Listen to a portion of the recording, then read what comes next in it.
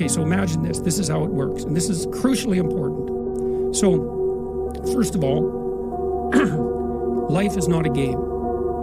Even a game is not a game, because a game is, most of the time, a game is the beginning of a series of games. So let's say that you're on a soccer team. Well, there's winning the game, but the game isn't the issue. The game is the whole series of games. So maybe the game is winning the championship. And winning the championship and winning a game are not the same thing. And the reason for that is, well, maybe if you want to win a game, the best thing to do is to let your star player make all the moves. But if you want to win a championship, maybe the best thing is for your star player to do everything he or she possibly can to develop all the other team members. That's a different strategy. And the reason it's different is because it iterates across time. Okay, so I'll tell you a quick story. So when my kid was playing hockey, when he was about 12 or so, he was in the championship game, just at a local arena, and it was really fun to watch. The teams were pretty equal, which is something that you want, so that everybody can expand their skills while they're playing. And it was like 5 seconds to the end of the game, and the other team made a breakaway and came down. The guy came down the ice and scored. It was a beautiful goal, and it was 4-3, and that was the end of it, right?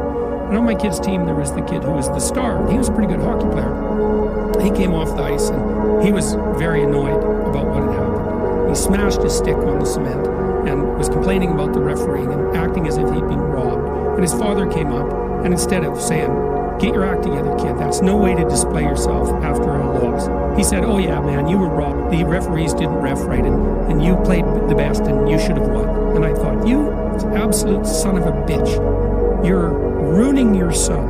And then the question is why? Because his son was the star and was trying to win. Why was he ruining his son? Well, you're trying to train your son not to win the game. You're trying to train your son to win the championship. And so that's a series of games. But then life isn't the championship. Life is a whole bunch of championships. It's a whole sequence of them. And so what you're actually trying to train your son to do is to be a contender in the entire series. And the way you do that is by helping him develop his character. And the character is actually the strategy that would enable him to win the largest number of games across the largest possible span of time. And one way you do that if you're a kid is like, well, what do you want to do with your kid? You don't want to teach him to win. You want to teach him to play well with others. And that's to be reciprocal. So that means to try to win, but also to pay attention to developing the other people around him, and not to put winning the game above everything at all times. So then he's fun to play with. And this is absolutely crucial. You can help your kid become fun to play with between the ages of 2 and the age of 4. If your kid is fun to play with, then what happens? Kids line up to play with him. And adults line up to teach him. And if kids line up to play with him, then he'll have friends his whole life, and he'll be socialized, and he'll be invited to many games, some of which he'll win, all of which he'll be able to participate in. And if he's fun to play with, then adults will teach him things, and then he wins at life. And so when you say to your kid, it doesn't matter whether you win or lose, it matters how you play the game, what you're saying is, don't forget, kid, that what you're trying to do here is to do well at life. And you need to practice the strategies that enable you to do well at life while you're in any specific game. And there's a deep ethic in that, and it's the ethic of reciprocity in games.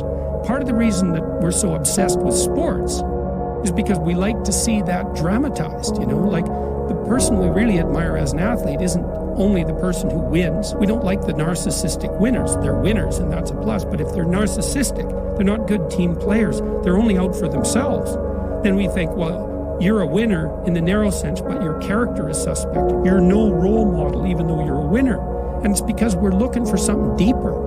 We're looking for the manifestation of character that allows you to win across the set of possible games. And that's a real thing. That's a real ethic. It's a fundamental ethic.